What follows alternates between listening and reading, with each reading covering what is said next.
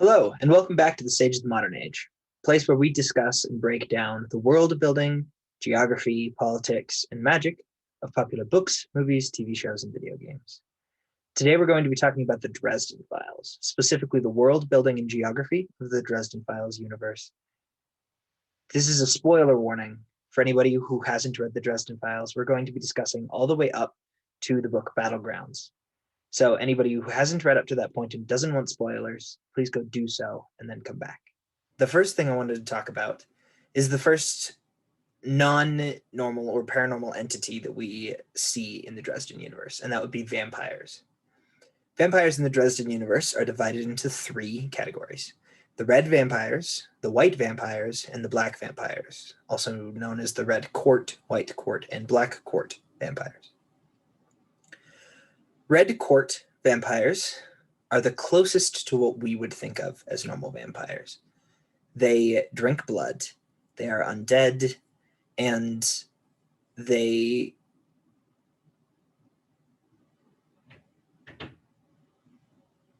they're harmed by the kind of things that we expect vampires to be harmed by: sunlight, wooden stakes, those kinds of things. But they're not quite undead humans. Red court vampires are a bit like a parasite. When infected, the person transforms into a bat-like creature that is able to cloak themselves in a body of human flesh that makes them look normal until they are damaged or harmed in some way, and then they will transform back into these large humanoid bat creatures. They also have a necrotic saliva that enables them to make their prey more docile and easier for them to go in and drink the blood and take from these people, because they become addicted to that saliva that puts them into a trance, almost a state of relaxation. The second type of vampire is the white court vampire. Now, these vampires are vastly different from what we typically see as vampires because they're emotional vampires. We know of three houses within the white court, and each of them feasts on a different type of emotion. The most common in the books is the Wraith House, and they feed on lust, known as succubi and incubi. They feed on the sexual energy of human beings, and thus are able to manipulate them into sexual acts so that they can drain that energy. The other two that we know of feed on fear and on anger. Because of this ability to feed on human emotions, the weaknesses of the white court vampires become the opposite of their emotions. We learn true love is the anathema to the wraith's abilities. The opposite of fear we would assume to be courage. True courage would be able to damage and harm a white court vampire who feeds on fear. I'm not sure what that would be for anger and rage, but I'm sure we might get to it in this storyline. We also know that whereas the red court vampires are a bit more like a parasite, the white court vampires are a bit more of a symbiotic relationship. The hunger, which is what they call the demon that gives them their powers, requires that they devour human energy, human emotions. But in exchange, it gives them speed, strength, healing factor, ridiculously long lifespans, those kinds of things. And so as long as they keep feeding themselves, the demon continues to give them this power. The hunger gives them this power. However, if they stop, the hunger devours them instead, and they both die together. The last type of vampire is the black court vampire. Now, in the book, they talk about how this is the vampire that Bram Stoker based his vampire book Dracula off of. But they're not quite the same as those vampires. For example, black court vampires do not drink blood.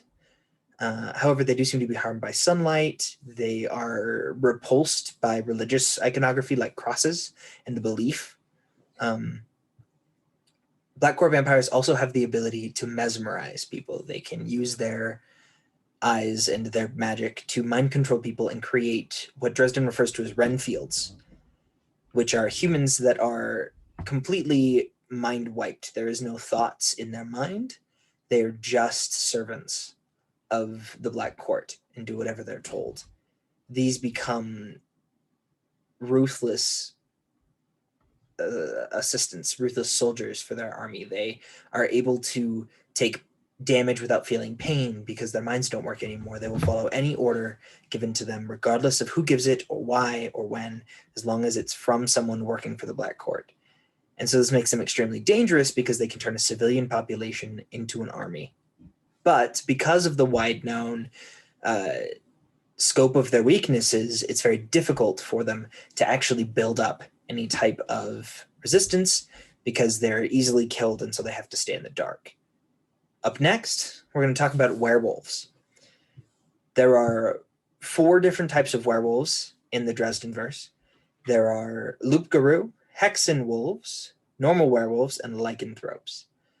We see all 4 of them in the second book, Full Moon, and each type is described to us. So let's just go down in that list in the order that I gave it and talk about exactly what those are. Loup-garou is the main kind of villain, so to speak, of Full Moon. It's a human being whose family line has been cursed to transform once a month on the full moon into a half-wolf, half-man creature. This creature does not have the mind of the human while they are transformed. They don't have the ability to think or act on their own. They just want to destroy and feed. They are typically bound during this time because their human mind knows what happens. They typically allow themselves to be bound in a greater magic circle, which prevents them from leaving well in their wolf form and causing any harm. In the Dresden universe, the last of the Loup-garou is defeated in Full Moon, and so as far as we know, there are no others, but the curse is still out there. So next was the Hexen wolves. Hexen wolves are interesting because they are a demon that has created a pact with a human being. So the human puts on a article of clothing. In Full Moon, we see it as a belt. And when that belt is clasped, the wolf spirit, the demon, is able to take over and transform the human body into that of a very large, angry-looking wolf. The human is still in charge, but the demon mind is also there, almost as a co-pilot in the mind. The 2 minds try to work together, but the demon is very vicious and violent, and it wants to feed, similar to the Loup-garou. So the human mind is there for cunning and intelligence, and the demon mind is there for ferocity and violence and instinct. And so when you put these 2 together, the Hexen wolf become very dangerous killing machines. And then when the human is finished, they simply take off the belt and return back to their human form, and then the belt can be put on whenever they need the ability of the Hexen wolf. It's dangerous, it's deadly, and very difficult for the human being to control. Most often while in wolf form, the demon is the one mostly in charge, whereas the human is only there to provide intelligence and then eventually to be the host when the belt is taken off. True werewolves are different. True werewolves are what we see with Billy and his pack, and they are human beings with the ability to transform into large wolves. This ability is magical, although it's mentioned in the Dresden verse that it's not exactly like casting a spell. But similar along those lines, almost as though they can cast one single spell, and that spell is to transform into a wolf. This ability grants them some extra resistances. It gives them speed and strength that they wouldn't have normally. And they're able to shift at will. While they are in the wolf form, they have their human mind. They're able to think fully normally. They're able to process things as though they were a human. They are in full control of the wolf. We also have some evidence that there are were-humans, wolves that are able to transform into people, basically the opposite of a werewolf, using the same process, and keep their mind intact across both. Last but not least, we have lycanthropes. Lycanthropes are a little bit odd to put in the werewolf category, but since they show up in Full Moon with the other werewolves and are discussed along the same lines as those, I figured I'd put them here. Lycanthropes are human beings, just normal people, that have almost the spirit of a wolf in them. They have the ferocity and violent nature and instincts of a wolf without ever really changing form. They're a little bit stronger than a normal human being, a little bit more durable than a normal human being, but they don't actually shift into anything. They don't actually transform into werewolves. And so because of that, they're a little bit weaker than the other types of werewolves, a little bit less common, but we also know that there's not only werewolf or wolven lycanthropes.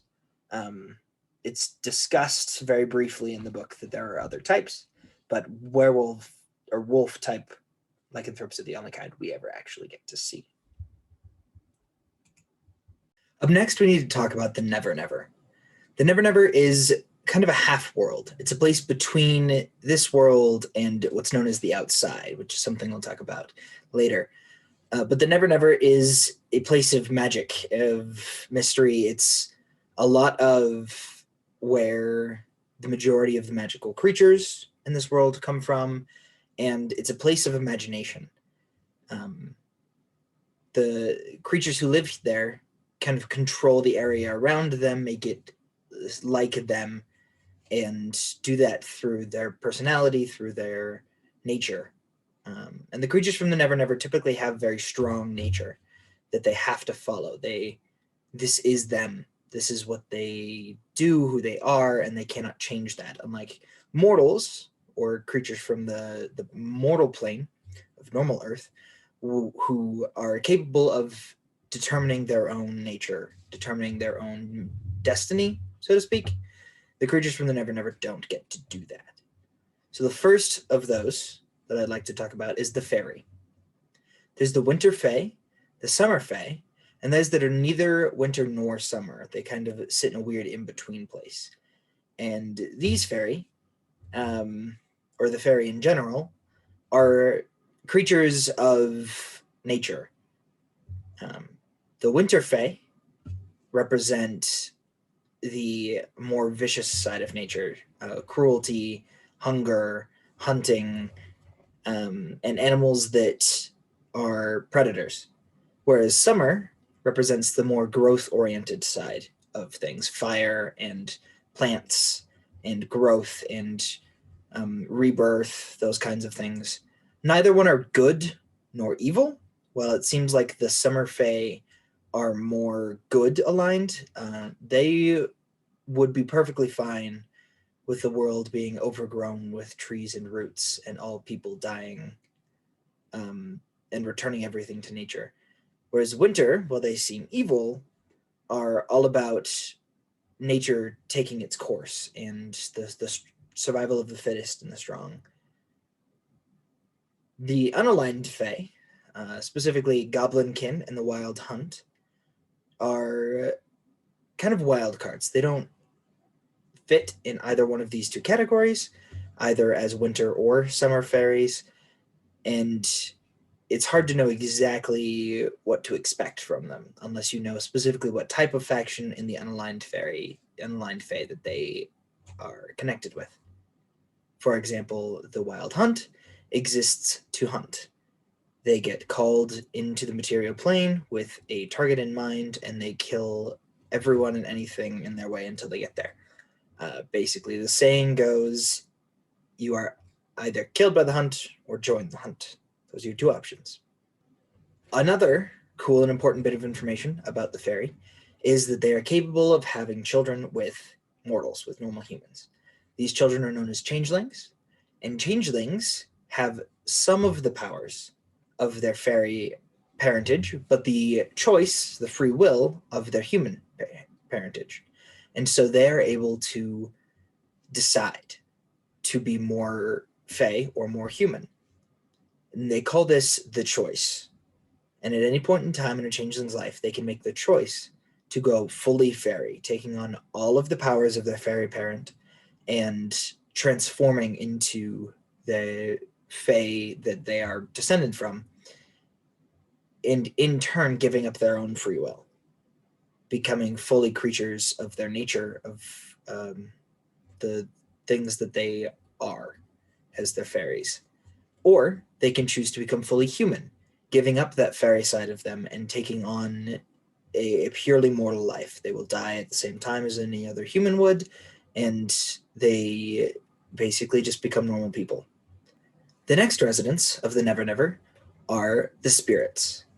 Now, there's several different kinds of spirits. There are demons, there are knowledge spirits, there are the Loa, and many others.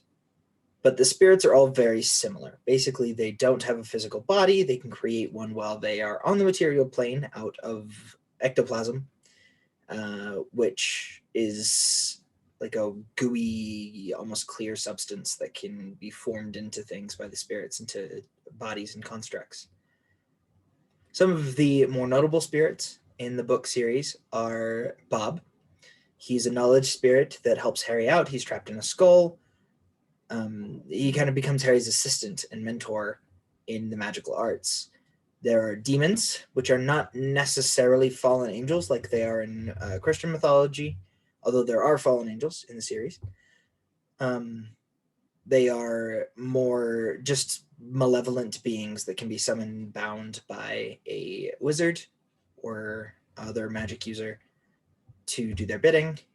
There are the phobophages, which are spirits that take the form of and then feed on people's greatest fears, and several other spirits throughout the series. The last thing to talk about is the outside. Now, the outside is beyond the Never Never. It's something that wizards are forbidden from researching or traveling to due to the rules of magic, which is something we'll talk about in the next episode. But the creatures from the outside are extremely dangerous and weird. We don't know a lot yet about what they can do, but it seems like they have a lot of mental abilities, psychic abilities. The three major outsiders that we learn about are the walkers. He who walks before, he who walks behind, and he who walks beside. He who walks behind was summoned by Harry's first wizarding teacher, Justin de Morn, who Harry then killed because he was a dark wizard and was breaking the laws of magic and wanted to mind control Harry and his fellow learner. He who walks before is a shark-headed creature that Harry meets in McAnally's tavern and has a confrontation with. And he who walks beside is the creature known as Nemesis. Now, Nemesis is something that we've only learned about just recently, and something that we don't have hardly any information about, except for that they are capable of infecting people and turning them to their side somehow. Like I said, very little is known about the walkers and the outsiders in general, and so there's not much for me to say in relation to these just beyond their names and that they exist. And that'll be it for this episode of Sage of the Modern Age. Thank you for watching, and thank you for your support. The Dresden Files is a fantastic series with lots of different types of mythical creatures and magic, and I'm excited to discuss those things with you. Come back next week for the episode on the magic system in the Dresden universe, and to talk more about the rules of magic and how magic works. Until then. Thank you so much for joining us at the Sage of the Modern Age. We're grateful that you're here, and we hope you enjoyed the episode. If you'd like to find more, you can find the podcast on any of the major podcatchers, including Spotify, Apple Music, Google Podcasts, Anchor, and many more. The videos are also uploaded to YouTube, and we'd love to see you there as well. You can also find us on Facebook, Instagram, and Twitter at Sage of the Modern Age or at SOTMA. If you'd like to support the podcast, there's a link on the Anchor website, anchor.fm/SOTMA, where you can donate to the podcast and send voice messages and tell us what you enjoyed, what you didn't enjoy, give us suggestions as to what we can do for future episodes. Hope to hear from you and hope to see you next week. Till then, bye.